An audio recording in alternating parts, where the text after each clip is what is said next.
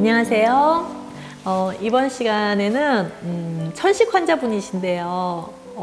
공황장애도 있으시고 좀 정신과 약물도 드시면서 아주 너무너무 심각한 상황에서 저랑 함께 만나게 됐고, 지금 굉장히 오래되셨거든요. 한 1년 넘게 관리를 해드리면서 진짜 많이 건강해지셨던 분에 대한 말씀을 좀 드리도록 하겠습니다.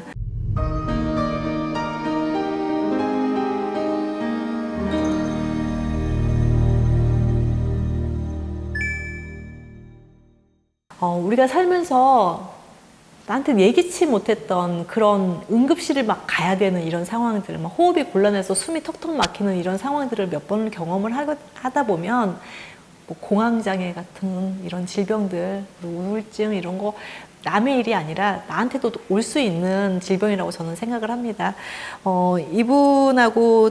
이분이 저한테 메시지를 보냈던 거 간단하게 좀 설명을 드리면요.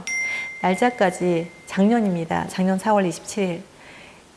기관지 확장제가 바뀌고 28일 응급실 2회 방문, 하루에 2번 입원을 하셨습니다. 증상은 가슴이 답답하고 팔다리가 쇠약해지고 불안하고 안절부절, 가슴 긴장, 가슴 불쾌, 떨림 이렇게 적어주셨어요. 4월 28일에 입원하셔서 5월 5일까지 입원을 하셨는데 입원 중에 여러 가지 흡입제라든가 기관지 확장제 이런 약물들에 대한 말씀을 해주셨고요. 그런데 하루에 2번도 안 돼서 3번씩 흡입을 해야만 겨우 숨을 쉴 수 있는 상태였고요. 당연히 입원을 하시면 강력한 스테로이드로 이런 증상들을 억제를 시킬 수밖에 없거든요. 입원 중 초기에는 가슴이 또 답답하고 뭐 팔다리가 쇠약해지고 안절부절 식욕 부족도 있었고요. 입원 중에는 이번 중반부터 퇴원시까지 거의 이런 증상이 개선이 됐다. 모든 일들이 다 뭔가 나한테 갑자기 교통사고처럼 나한테 다가왔던 이 일들이 마치 다 해결이 된 것처럼 느껴졌을 거예요. 5월 5일에는. 그런데 퇴원을 하셨어요. 오전 퇴원 후 집에 와서 11시쯤 다시 가슴이 답답하고 팔다리가 힘이 없고 불안하고 안절부절 떨림, 그리고 억지로 점심 먹고 누워있다가 잠들었다 일어나니 좀 괜찮아져서 입원 병원에 다시 전화했더니 기관지 확장제라고 하는 그 기관지 확장제들이요, 보통 이렇게 지금 말씀드린 가슴이 두근두근하고 떨리고 손발이 떨리고 이런 증상들이 나타나거든요. 이거를 빼고 드시라고 그랬더니 어느 정도 좀 편안해졌다라고 말씀을 하셨어요. 그런데 또 그 다음날 5월 6일입니다. 오전에 좀 편안하고 했는데 기침, 가래, 가슴 답답함이 조금 있어서 내과 가서 기관지 확장제를 전에 먹던 걸로 바꿨습니다. 그리고 점심 때는 점심 먹고 점심약으로 처방받은 약을 먹고 30분 후에 다시 또 기운 빠지고 가슴이 두근거리고 식욕부진이 나타나고, 그리고 저녁 때 저녁약을 먹고 조금 나아지긴 했는데요. 저녁약을 드셨어요. 이런 일들이 지금 한 열흘 정도 있었던, 언제 어떻게 될지 모르는 이런 상황입니다. 갑자기 호흡곤란은 왜 왔는지, 어디서 왔는지 전혀 알 수가 없고, 병원에서 검사를 하셔도 원인이 뭔지 찾을 수 없는 상태의 환자분이셨어요. 이분은 지금 나이가 47세셨는데 20대부터 비염이 있었고요. 뭐 선풍기나 에어컨 바람만 쐬면 증상이 나타났고 4년 전에 기관지 천식 진단을 받으신 거예요. 그리고 겨울만 돼서 감기만 걸리면 기관지 천식약을 먹고 또 평상시 좀 괜찮다가 또 이게 반복적으로 가슴이 답답하고 해서 병원을 가셔야 되고 응급실을 가셔야 되는 상황들을 계속 2번째, 3번째 응급실을 가셔야 되는 일들이 벌어졌고요. 실제로 병원을 가셔서 폐 검사를 해보면 폐에 약간 염증이 있지만 크게 문제는 없고, 알레르기 검사를 했는데 진먼지 진드기 꽃가루에서 1단계 정도, 그게 크지 않은 정도의 알러지 검사가 나왔으니 특별한 이유를 찾을 수 없었던 게 당연할 수밖에 없습니다. 그리고 다시 또 이때는 계속 저하고 상담만 하셨어요. 뭔가 뭐 영양소 관리를 해드렸던 건 아니고요. 그리고 또 다시 5월 12일 다시 또 응급실을 가셔야 되고, 그리고 병원을 가셔서 응급실을 가시게 되면 이제 스테로이드 주시고 흡입제 스테로이드 기관지 확장제로 또 계속 반복, 이런 반복된 생활을 계속 하시면서 나는 왜 이럴까요? 도대체 뭐가 문제일까요? 답답하지 않을 수가 없을 것 같습니다. 그때 제가 우선 차근차근 천식이라는 질환이 어떤 외부 물질이나 알러지 반응인 건 분명히 맞는데, 마스트 검사에서 IgE 검사에서 진먼지 진드기 조금, 꽃가루 조금밖에 안 나왔는데, 그러면 꽃가루를 맡은 적도 없는데 아니 왜 이런 일이 벌어질까 너무 의아해 하시는 거예요. 그래서 제가 다시 말씀을 드렸습니다. 제가 정말 많이 강조해 드리는 거 IgG 검사, 만성 음식물 알러지 검사, 뭐 지연성 음식물 알러지 검사라고도 하죠. 보통 요즘에는 만성 음식물 알러지 검사라고 안 하고 대부분 다 지연성 음식물 알러지 검사라고 하더라고요. 그게 IgG 항체를 검사하는 겁니다. IgE 항체선 나오지 않았어요. 그런데 IgG라는 그 항체가 어마어마하게 나올 수 있다는 거를 저는 좀 예감이 들었고요. 이분이 검사를 하시라고 말씀을 드렸고, 검사를 하시면서 영양소 관리가 되기 시작했어요.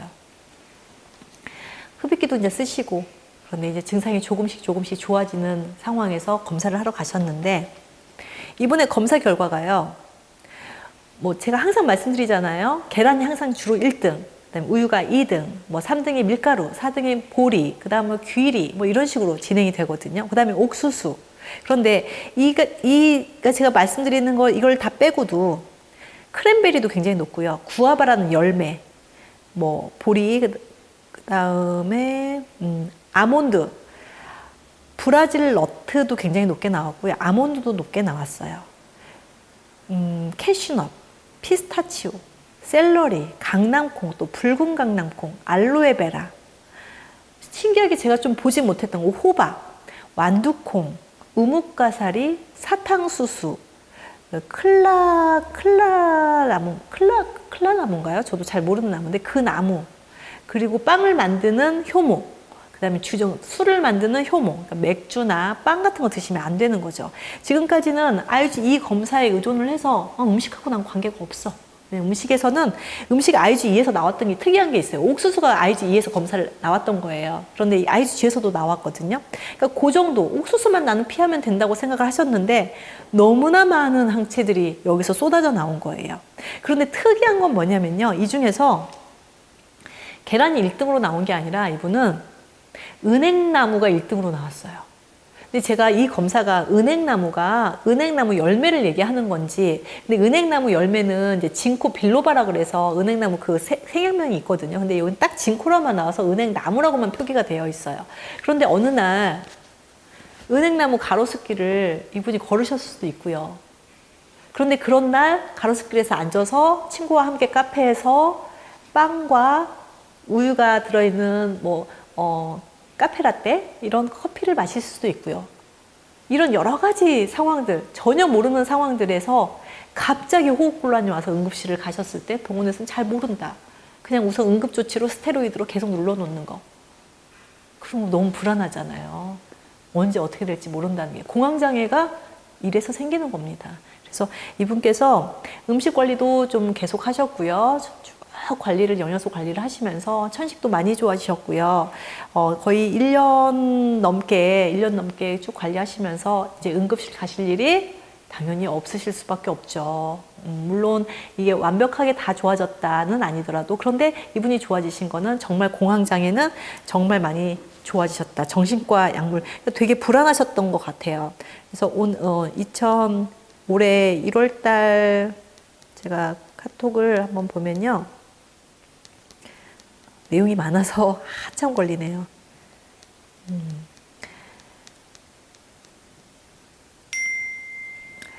약사님 안녕하세요. 연락이 좀 늦었죠. 제가 공황장애 치료에 신경을 좀 더 많이 쓰느라 늦었습니다. 공황장애 점점 좋아지고 있어서 약을 조금씩 줄이는 단계이고요. 천식 호흡곤란도 많이 좋아졌습니다. 감사합니다. 그래서 지금 영양소 관리하고 있는 거를 전보다 조금 많이 좋아졌기 때문에 좀 낮춰서 영양소 관리를 하고 싶다는 말씀을 하셔서요. 네, 그렇게 하셔도 되실 것 같아요. 그리고 예전에는 위가 소화도 안 되고 통증도 있어서 영양제를 제때 못 먹었는데, 이제는 영양제를 좀 드셔도 이런 증상이 많이 소화도 잘 된다는 거예요. 제가 몇 주 전에 영상에서 제가 말씀드렸던 말씀이 있는데, 조기폐경 환자분 말씀을 드렸는데, 처음에 목에 자꾸 다들 걸리신대요. 그런데 영양소 치료를 하고 나면 안 걸리시는 거예요. 왜 그럴까요? 그게 습관이 돼서 잘 드시는 것도 있겠지만 실제로 위나 식도 점막이 굉장히 건강해진다는 거예요. 굉장히 윤기가 흐르는 점막이 이렇게 점액질이 충분히 나와주는 그런 상태로 바뀐다는 거죠. 그래서 이분도 영양제를 드시고 위도 좋아지셔서 이제는 좋아지셨다. 그리고 천식도 좋아지셨는데 이제 건염이 아프시대요. 그런데 이 건염은 이것도 염증이잖아요. 그래서 이 영양소 안에 오메가3나 그리고 건염에 필요한 마그네슘이 이게 천식 그 영양소에 들어가기 때문에 상당 부분 좋아질 수 있는데 여기에 콜라겐이 좀 들어가주면 좋아요. 그래서 이때부터 콜라겐을 드리기 시작했는데 결국 건염도 되게 많이 좋아지셨다. 내가 지금 3개월 후를 보면요. 건염도 많이 좋아지셨다. 이렇게 말씀을 하시더라고요. 그래서 이번이 좋아지신 거는 우선 일단 비염은 없어졌다. 그리고 천식 많이 좋아지셨고 기관 상태 상당히 좋고요. 공황장애 좋아지셨죠. 그리고 건염까지 이렇게 연결 아주 건강해진 상태로 그리고 그동안 응급실 가신 일은 없으셨다는 게 가장 또 중요한 일이 아닐까 싶습니다. 그래서 오늘 제가 드리고 싶은 말씀은 원인을 정말 잘 알아야 돼요. 근데 원인을 알 수 없는 질병들이 너무 많다 보니까 우리는 공포감이 사로잡힐 수밖에 없거든요. 근데 제가 좀 드릴 수 있는 건 아토피, 천식, 루마티스 관절염 외에 자가 면역 질환은 우선 면역을 좀 관리하고 좋아지면 이 질병으로 해결될 수 있는 질병의 영역이 굉장히 많다라는 말씀을 드리고 싶어서 오늘도 이 자리를 준비했습니다. 스트레스 많이 받지 마시고 그리고 원인을 향해서 조금씩만 접근해 가신다면 질병으로부터 자유로워지는 자유의 몸이 되는 여러분들이 다 되셨으면 좋겠습니다. 오늘 경청해 주신 여러분 감사드립니다. 고맙습니다.